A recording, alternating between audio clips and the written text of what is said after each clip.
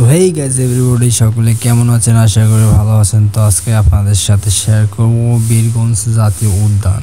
তো দেখতেই থাকুন বীরগঞ্জ জাতীয় উদ্যান কত সুন্দর। আর হ্যাঁ, ভিডিও শেষে ভিডিওর কমেন্টের মাধ্যমে বলে দিবেন এই বীরগঞ্জ জাতীয় উদ্যান কে বেড়াতে এসেছিলেন। দুঃখের কথা কি বলবো, আমি এখনো কোনোদিনও বেড়াতে আসতে পারিনি, কারণ আমি শুধু বাহির থেকেই দেখছি, এখন পর্যন্ত ভিতরে ঢুকতে পারিনি এই বনটার। আর ঢুকবোই বা কি করে, ব্যস্ততার মাঝে কখনো সময় পাইনি ঢুকতে, তাই ঢুকতেও পারিনি। আর এই শুনেছি যে এটা অনেক বড়, এখানে ঢুকলে নাকি আর বেরানো যায় না সহজে। আবার ভিতরে নাকি বন্যপ্রাণী আছে, বানর ইত্যাদি, আরও মানে সাপ, অনেক ধরনের আর কি বন্যপ্রাণী আছে এখানে। এই জন্য একা কখনো আসতে সাহস পাইনি আর আসিওনি। আমি শুধু বাইরে থেকে দেখি, আর ভিউটা যে আমাকে এত সুন্দর লাগে গাইস, দেখেন আপনারা কত সুন্দর ভিউ, মানে দেখলেই যেন মনটা জুড়িয়ে যায় এই বনটাকে আমারে।